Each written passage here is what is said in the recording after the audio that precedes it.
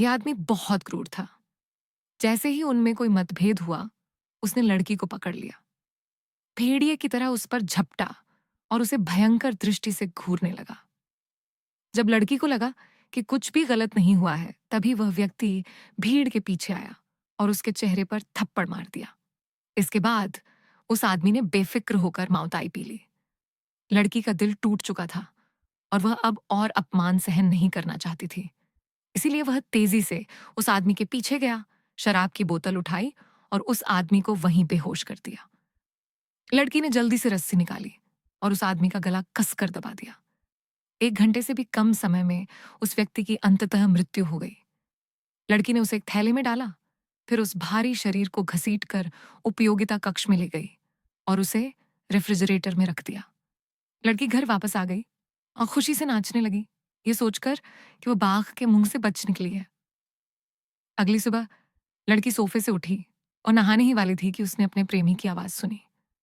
लड़की ने आश्चर्य से पलटकर देखा तो उसका प्रेमी दरवाजे पर खड़ा था और उससे अंतरंगता से पूछ रहा था।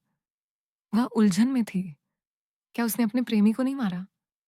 ज्याओमी ने सोचा कि यह उसकी आत्मा होगी, इसीलिए उसने अपना बायां हाथ आगे बढ़ाया और उसे छू कर देखना चाहा कि क्या यह कोई लाश है। हालांकि उसके प्रेमी ने पहले उसे छुआ था, इसीलिए उसने उसकी गर्दन पर निशान देखे। ज्याओमी इतनी डर गई कि वह घबराकर घर से बाहर भाग गई। वह अपने पड़ोसी से टकरा गई जो उसका पीछा कर रहा था। इससे पहले कि वह कुछ कह पाती, उसका प्रेमी दाजुआंग पीछे से उसके पीछे आ गया।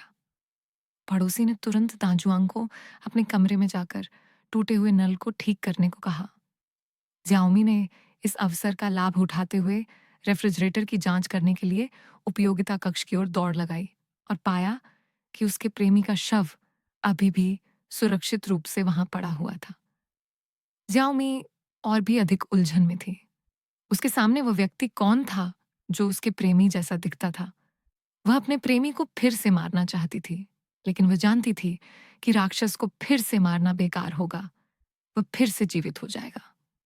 इसलिए आधी रात को ज्याओमी उपयोगिता कक्ष में गई, अपने प्रेमी का मांस काटा और स्वादिष्ट मांस की टिकिया बनाई, इस उम्मीद में कि उसका पुनर्जीवित प्रेमी उन्हें खाएगा ताकि वह फिर से जीवित न हो। सुबह सुबह दाजुआंग ने ज्याओमी को बताया कि वह नौकरी की तलाश में बाहर जा रहा है और कहा कि वह एक योग्य प्रेमी होगा। लेकिन ज्याओमी ने उस पर बिल्कुल भी विश्वास नहीं किया और सोचा कि उसकी असली प्रकृति जल्द ही सामने आ जाएगी। जैसे ही दाजुआंग बाहर जाने वाला था, ज्याओमी ने उसे वह मांस पाई दी जो उसने बनाई थी। दाजुआंग ने उसे खुशी से लिया, उसे सूंघा, उसके बेहतरीन खाना पकाने के कौशल की प्रशंसा की और फिर बाहर चला गया।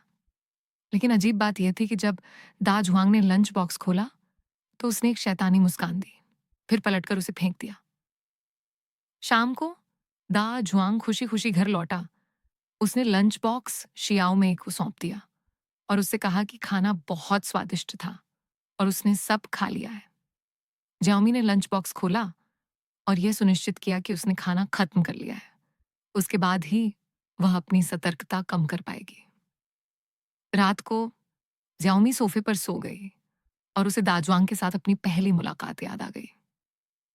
कुछ महीने पहले एक दिन वह एक केक की दुकान पर आई और जश्न मनाने के लिए केक खरीदना चाहती थी, लेकिन गलती से उसने दाजुआंग का केक गिरा दिया। दोनों की मुलाकात संयोगवश हुई। दाजुआंग ने कहा कि यह दिन उनका जन्मदिन भी था और उन्होंने शियाओ मेई को भी अपने साथ शामिल होने के लिए आमंत्रित किया। ज्याओमी को पहली नजर में ही प्यार हो गया और वह राजी हो गई।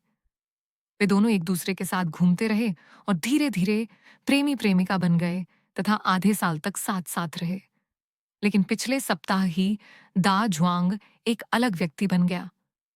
वह एक शैतान की तरह था, हर दिन ज्याओ मेई को पागलों की तरह पीटता था, उसे इस हद तक प्रताड़ित करता था कि वह मौत से भी बदतर जीवन जी रही थी। ऐसा इसीलिए हुआ क्योंकि ज्याओमी इस सप्ताह जो अपमान झेल चुकी थी उसे सहन नहीं कर सकी और उसने दाजुआंग की हत्या कर दी। इस समय दाजुआंग ने नौकरानी को देखा जो पहले से ही सो रही थी और उपयोगिता कक्ष के दरवाजे की ओर भागी जहां शव रखा गया था। उसने उसे हाथ से धकेला, लेकिन वह नहीं खुला। तभी दाजुआंग ने पागलों की तरह दरवाजा जोर से हिलाया और घर में मौजूद जाओमी उस कर्कश आवाज से जाग गई। जब वह बाहर आया और उसने देखा, तो वह अपने सामने का दृश्य देखकर चौंक गया और जल्दी से दाजुआंग को बुलाया। जब दाजुआंग ने शोर सुना, तो वह दौड़कर आया। ज्याओ मेई ने उससे पूछा कि वह क्या कर रहा था। दाजुआंग ने बताया कि अंदर चीखें गूंज रही थीं और कुछ डरावनी बातें भी कही गईं। लड़की ने सफेद कपड़े का एक टुकड़ा पहना और उस पर खरगोश की गुड़िया रख दी। अचानक उसे एक फोन आया, इसलिए ज्याओमी जल्दी में चली गई, लेकिन उपयोगिता कक्ष का दरवाजा बंद करना भूल गई। वह अपनी मां से मिला और काफी देर तक अभिवादन भी नहीं किया था कि अचानक उसे याद आया कि जाते समय उसने उपयोगिता कक्ष का दरवाजा बंद नहीं किया था, इसलिए वह जल्दी से घर चली गई। जब ज्याओमी उपयोगिता कक्ष में लौटी और खरगोश गुड़िया को देखा, तो वह घबरा गई।